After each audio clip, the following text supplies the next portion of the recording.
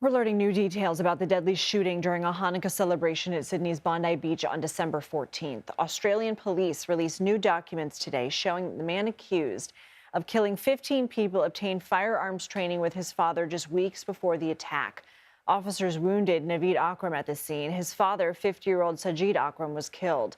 The Australian government also confirmed the son was transferred from a Sydney hospital to a prison. He's been charged with 59 offenses, including 15 counts of murder and 1 count of committing a terrorist act.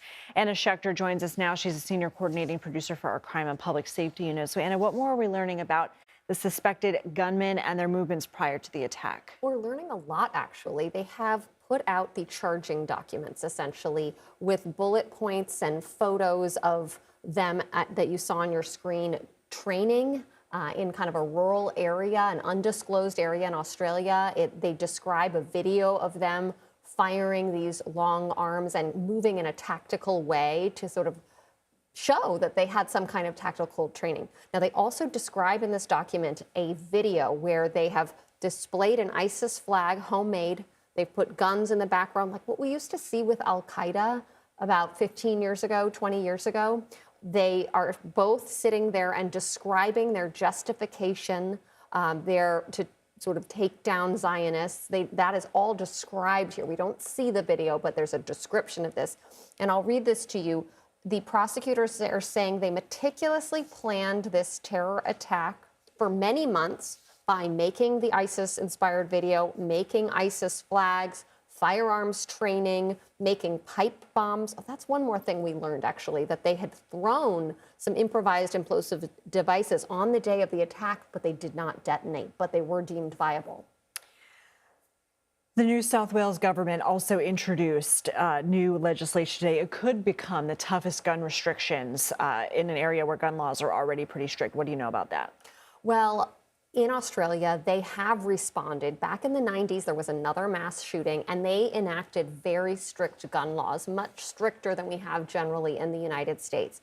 This is a blow because it was generally felt in Australia that gun violence is not really that big of a problem. You don't have, daily shootings like we unfortunately have come to see here. So this would make it even harder, even if you have that hunting license, which is what the father of of those two attackers, the 50-year-old, he was legally able to have those 6 guns that were found. They used 3 of them.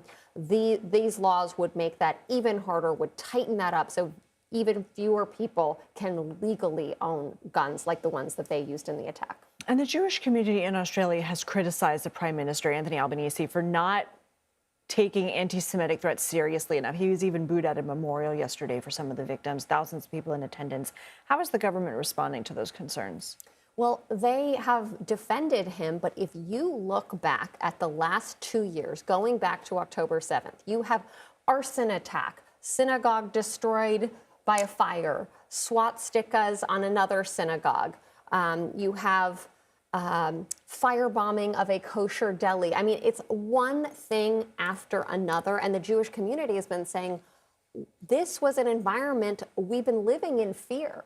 We've been saying you've got to do something. Now, what the Prime Minister did do, I will say this, is they did investigate 2 of these firebombing incidents, and they did expel the Iranian ambassador once evidence came to light that linked those attacks to the IRGC. So he did do that. But what the Jewish community is saying is that is not enough. You need to come out and actively condemn this. I just will remind our viewers that right after October 7th, there was a group of people chanting right in front of the Sydney Opera House.